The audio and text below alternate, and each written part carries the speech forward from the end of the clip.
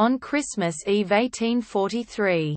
In London, miserly businessman Ebenezer Scrooge refuses to partake in the merriment of Christmas.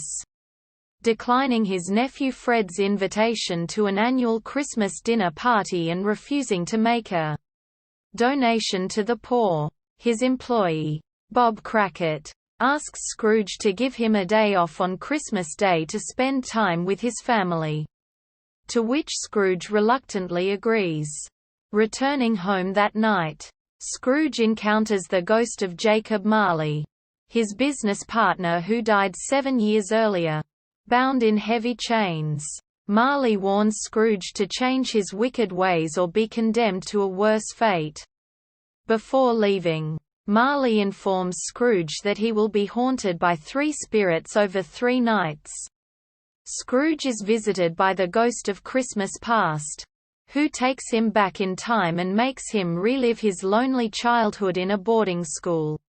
The spirit then shows his beloved younger sister Fan, Fred's future mother, and how he became an employee under Fezziwig, and became engaged to a woman named Belle, who left him after he developed his obsession with wealth.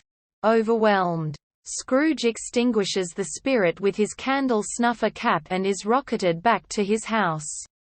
Scrooge meets the ghost of Christmas Present, who shows him the joys of Christmas. Scrooge and the ghost visit Bob's house, learning that his family is content with their small dinner, and Scrooge starts to take pity on Bob's ill son Tiny Tim, whom the ghost comments will likely not survive until next Christmas. The ghost slowly begins to age as they next visit Fred's Christmas party, where Fred insists that they raise a toast to Scrooge in spite of his cold demeanor. Arriving in Big Ben, the ghost warns Scrooge the evils of ignorance and want before dying when Big Ben begins. Tolling midnight, ignorance and want manifest themselves before Scrooge as 2 wretched children who grow into violent, insane individuals, leaving the spirit laughing as he withers away. The ghost of Christmas yet to come then arrives, appearing as a dark shadow, and takes Scrooge into the future. He witnesses a group of businessmen discussing an unnamed colleague's death, saying they would only attend the funeral if lunch is provided.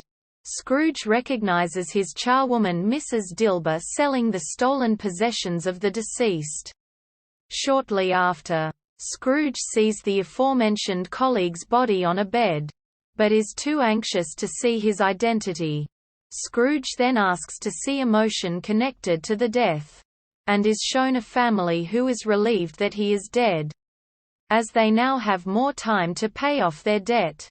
When Scrooge asks to see tenderness connected to death, he is shown the Crackit family, who are in mourning over the passing of Tiny Tim.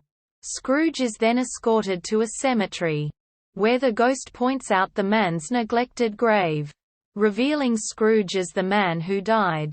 Devastated, Scrooge promises to change his ways, knowing that if he doesn't change, he is destined to die on Christmas Day in the near future. The ghost then causes him to fall into his empty coffin above hell. But before he strikes the coffin, he finds himself back in his own room, learning it is Christmas Day. Scrooge gleefully sends Bob's family a turkey dinner while Anonymous ventures out with the charity workers and the citizens of London to spread cheer in the city, and later attends Fred's Christmas dinner, where he is warmly welcomed. The following day, he gives Bob a raise.